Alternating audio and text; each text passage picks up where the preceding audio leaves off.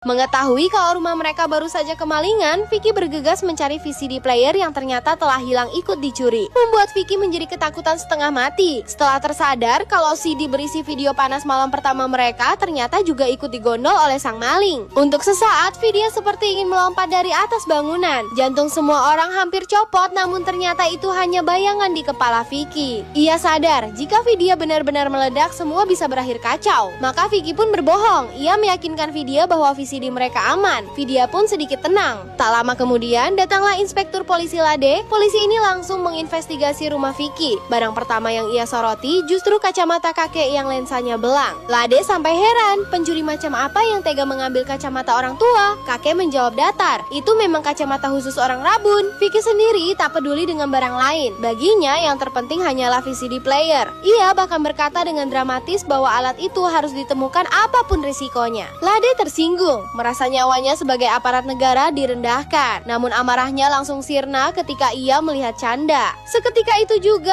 Lade jatuh cinta pada pandangan pertama. Sikapnya berubah total. Dengan penuh keyakinan, Lade bersumpah akan mengejar pencuri sampai ke ujung dunia demi Canda. Ia mulai merayu dengan kata-kata berlebihan membuat anak buahnya saling pandang. Mereka paham, ini gejala jomblo kronis. Karena tak yakin dengan kinerja polisi yang makin tak fokus, Vicky memutuskan bergerak sendiri. Ia mendatangi tukang obat keliling yang juga menjual VCD murahan. Tanpa pikir panjang, Vicky memborong semua VCD yang ada hanya untuk memastikan apakah rekaman mereka sudah tersebar atau belum. Di kantor polisi, Lade yang sedang kasmaran menelepon rumah Vicky berharap bisa berbincang dengan Canda. Salah sambung dan salah paham pun terjadi, menambah kekacauan. Sementara itu, Vicky pergi ke rental komputer untuk memeriksa satu persatu video yang ia beli. Dengan bantuan pegawai rental, ia memastikan semuanya aman. Tidak ada rekaman yang ia cari. Vicky akhirnya bisa bernapas lega. Kembali ke kantor polisi, ajudan Lade mulai ragu dengan selera komandannya. Namun Canda tetap diminta menunggu. Tak lama, Lade keluar dengan bunga dan rayuan berlapis-lapis. Situasi makin absurd ketika terjadi salah orang dan salah paham lagi hingga nyaris membuat Canda masuk sel. Begitu Canda yang asli muncul, barulah semuanya jelas. Canda sendiri kebingungan. Ia dipanggil ke kantor polisi, lalu tiba-tiba berada di pinggir kali. Tanpa banyak basa-basi, Lade langsung melamar Canda. Reaksi Canda, penolakan mutlak. Bagi Canda, pernikahan adalah kata tabu. Ia sama sekali tak tertarik, apalagi dengan polisi tua yang terlalu dramatis. Malam harinya, sebuah pasar maling digerebek oleh mobil polisi. Suasana langsung ricuh. Semua orang berhamburan kabur. Seorang penada bernama Ali langsung ciut nyalinya, mengira dirinya akan tertangkap. Namun yang muncul ternyata bukan polisi sungguhan, melainkan Badas, pencuri paling lihai di kota. Ia baru saja mencuri mobil polisi lengkap dengan seragamnya.